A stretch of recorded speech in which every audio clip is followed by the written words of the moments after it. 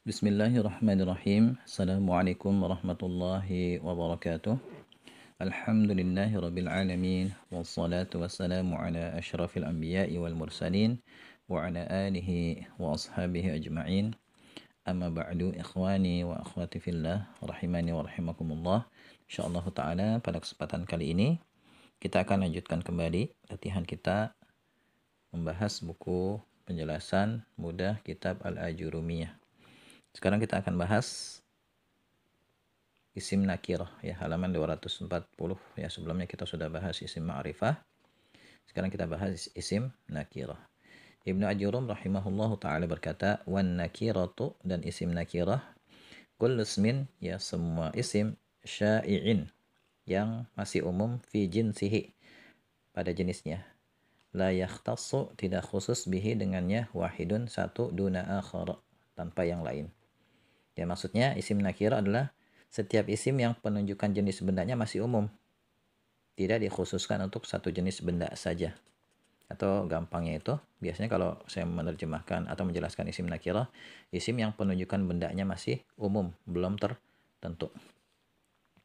Wa taqribuhu ya, takribuhu itu artinya pendekatannya. Itu maksudnya gampangnya begini ya. Untuk memahami isim nakirah menurut Ibnu Ajurum, kullu ma, setiap yang salaha ya, bisa atau cocok, dukhulul alifi wal lami, ya, bisa dimasuki alif dan lam, alaihi, atasnya, ya, itu namanya isim nakirah.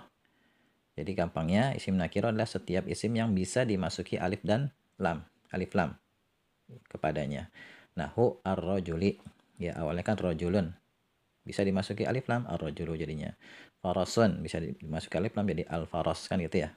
Nah, itu gampangnya seperti itu. Atau ya pakai definisi yang lain, isim nakira adalah isim yang penunjukan bendanya masih umum. Ya, seperti yang saya jelaskan di sini, isim nakira adalah isim yang penunjukan bendanya masih umum, tidak tertentu. Misalnya rajulun, seorang laki-laki.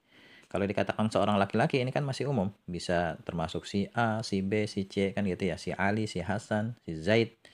Ya, maka rajulun dinamakan isim nakira. Farasun, seekor kuda. Kuda kan banyak di dunia ini. Masjidun, sebuah masjid. Masjid juga banyak. Maka nakirah. Madrasatun, sekolah. Ini juga nakirah karena penunjukan bendanya tidak tertentu ya. Bisa termasuk ke sekolah yang mana aja. Bisa kita katakan madrasah. Ya, jadi lafadz rajulun masih berlaku umum. Bisa berlaku untuk siapa saja yang berjenis laki-laki. Begitu juga dengan lafadz farasun. Gitu ya. Kemudian ciri isim nakirah adalah bisa diberi alif lam di awalnya. Ya, setelah diberi alif lam di awalnya, maka isim nakirah berubah status menjadi isim ma'rifah. Ya, misalnya ar-rajulu, jadi kita terjemahnya laki-laki itu atau ini ya, sesuai konteks kalimatnya. Al-farasu, kuda itu atau kuda ini. Al-masjidu, masjid itu atau masjid ini.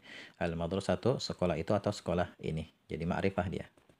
Catatan yang pertama, untuk bisa membedakan isim nakirah dengan isim ma'rifah, kita harus hafalkan semua isim ma'rifah. Ya, jadi untuk membedakan antara isim nakirah dan isim ma'rifah, kita pegang yang ma'rifah, kita hafalkan yang ma'rifah. Maka selain isim ma'rifah, maka masuk ke dalam kelompok isim nakirah, gitu ya. Jadi kita hafalkan isim-isim yang ma'rifah terlebih dahulu untuk pegangan kita dalam membedakan jenis kejelasan isim.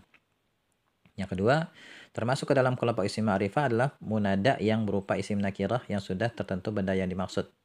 Ya, penjelasan rincinya ada di bab munada nanti ya. Di pembahasan isim yang mansub, munada itu adalah isim yang terletak setelah huruf nida, ya, huruf iya di antaranya ya. Misalnya ya waladu, ya, kita memanggil di depan kita misalnya ada seorang anak laki-laki ya, kita panggil dia pakai nakirah, ya waladu, wahai anak. Maka waladu ini statusnya pada kalimat ini menjadi ma'rifah. Ya.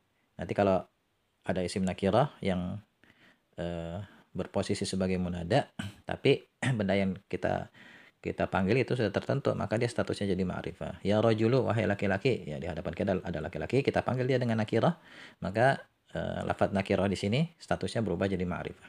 Ya ustazu, wahai ustad, gitu. Di hadapan kita ada ustad, kita panggil ya ustad.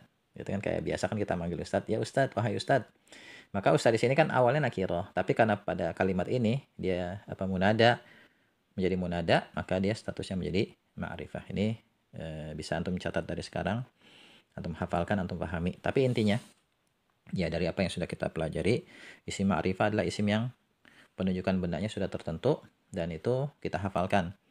Ya, dan jumlahnya terbatas, ya, lebih sedikit daripada isim nakirah. Kalau nakirah ini isim yang penunjukan budanya masih umum. Dan untuk bisa membedakan antara isim nakirah dan isim ma'rifah, maka kita hafalkan isim-isim yang ma'rifah terlebih dahulu yang sudah kita bahas pada video sebelumnya, ya. Semoga bisa difahami ya. Supaya semakin paham, silakan antum kerjakan latihannya. Setelah itu nanti akan kita bahas ya. Wallahu a'lam bishawab. Subhanakallahumma wa bihamdika asyhadu an la ilaha illa anta astaghfiruka wa atubu ilaik. Assalamualaikum warahmatullahi wabarakatuh.